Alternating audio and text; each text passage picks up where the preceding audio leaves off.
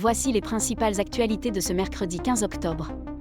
En première actualité en France, c'est désormais officiel, le Parti socialiste ne censurera pas le gouvernement Lecornu, après les annonces du Premier ministre, notamment la suspension de la réforme des retraites. Le PS compte toutefois déposer la taxe Zuckman sous forme d'amendement au budget, a précisé Olivier Faure. Faure et Sébastien Lecornu auraient noué un lien inattendu, se parlant régulièrement et se rencontrant discrètement à Matignon, ce qui suscite la colère d'une partie de la gauche.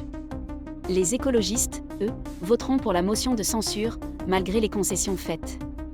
Par ailleurs, Éric Ciotti a proposé à Bruno Retailleau, du parti Les Républicains, une rencontre pour envisager une alliance avec le Rassemblement national afin de renverser le gouvernement, même si, pour l'instant, les LR ne devraient pas voter la censure.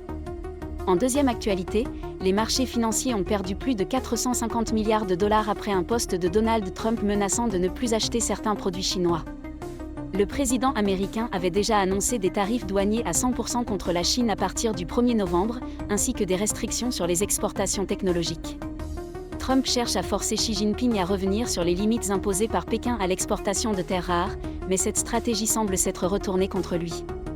En troisième actualité, en Belgique, le pays a reçu ses premiers chasseurs F-35 américains, marquant une étape majeure dans la modernisation de son armée de l'air, par rapport à la France, qui semble avoir manqué la 5e génération. Les forces belges disposeront à terme de 34 appareils, et un conseiller du ministre de la Défense n'a pas hésité à critiquer le Rafale français, vantant les performances et le coût inférieur du F-35 américain. Dans le même temps, des dizaines de milliers de manifestants ont défilé à Bruxelles pour dénoncer les coupes budgétaires jugées brutales du gouvernement belge. Enfin, en Russie, le président Vladimir Poutine a reçu son homologue syrien Ahmed al-Shara à Moscou. Les deux dirigeants ont évoqué la volonté de redéfinir les relations Damas-Moscou et ont insisté sur leurs liens historiques et économiques.